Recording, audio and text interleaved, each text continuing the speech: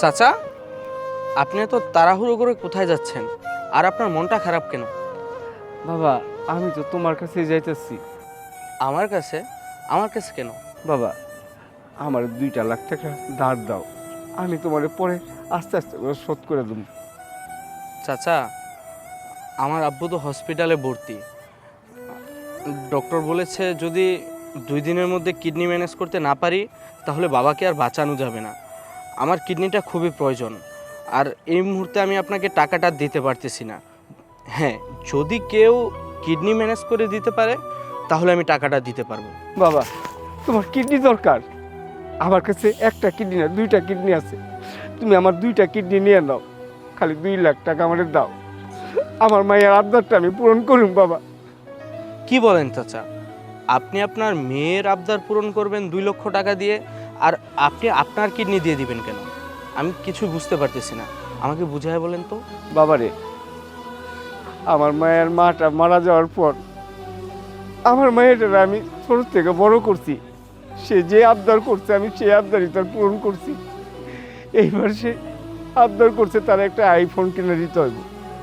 আমি যদি তার আইফোনটা না কিনে দেই তাহলে আমি তার সামনে যেতে পারবো না, আমার চেহারাটা তারা দেখা দেবো না। বাবা, তুমি তুমি আমার দাও না বাবা, 2 লাখ টাকা দাও, আমার কিডনি 2টা লয়ে যাও না বাবা।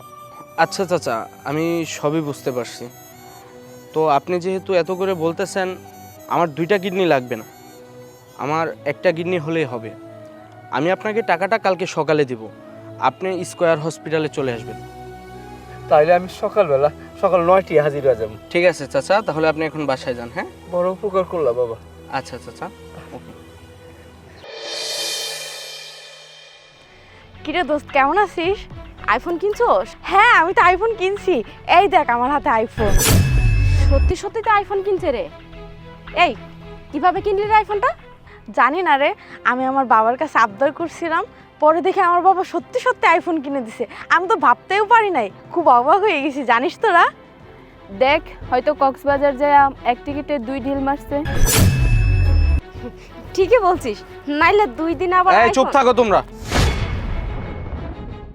কারো সম্পর্কে না জেনে কখনো কিছু বলতে হয় না। এই বিষয়টা কি তোমরা জানো না? ওর বাবা ওকে কিভাবে আইফোন কিনে দিয়েছে সেটা কি তোমরা জানো? তোমরা জানবে কি করে? যাকে কিনে দিয়েছে সেও তো ভালো মতো জানে না। হ্যাঁ ভাই, আসলেই তো জানি না আমি, কিন্তু আপনি জানেন। হ্যাঁ, আমি জানি। কি তুমি বলেন? একটা গরিবের ঘরের মেয়ে, তোমার হাতে আইফোন আসলো কিভাবে সেটা কি তুমি তোমার বাবাকে একবারও জিজ্ঞেস করেছো? আর এই আইফোনটার দাম কত সেটা কি তুমি জানো? বলো তো আনুমানিক কত হতে পারে? জানি না তো ভাইয়া।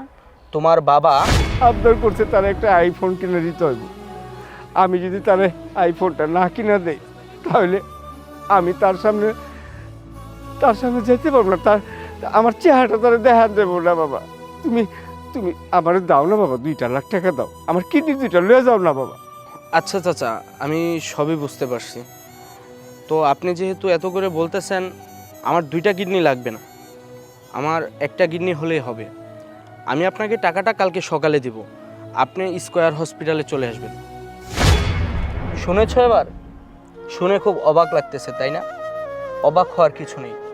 একটা বাবার কাছে যখন একটা সন্তান কোনো কিছু দাবি করে, তখন তার বাবা রক্তের বিনিময়ে হোক, জীবনের বিনিময়ে হোক, সেটা তার সন্তানকে দেওয়ার জন্য চেষ্টা করে।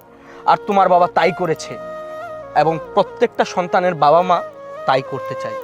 কিন্তু তোমরা একটি বারের জন্য জানতে চাও না বাবা মা কোথা থেকে কিভাবে তোমাদের জন্য টাকা নিয়ে আসে আর কিভাবে তোমাদের আহ্লাদ পূরণ করে।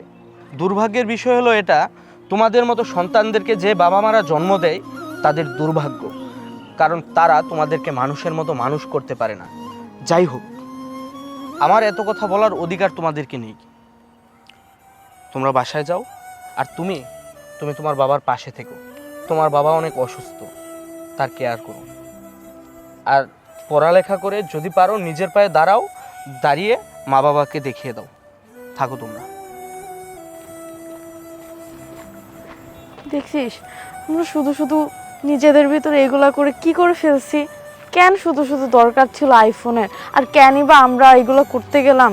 বাবার কাছে আবদার করছি আর বাবা কত বড় একটা কাজ করে ফেলছে। আমাকে না বলে তার কিডনি একটা বিক্রি করে দিছে। লাগবে না আমার এই আইফোন, থাক তোরা ভালো থাকিস। যাই আমি আমার বাবার কাছে। আমরা আর কখনো এরকম করব না, চল আমরা বাসায় যাই। ঠিকই বলছিস দোস্ত, চল।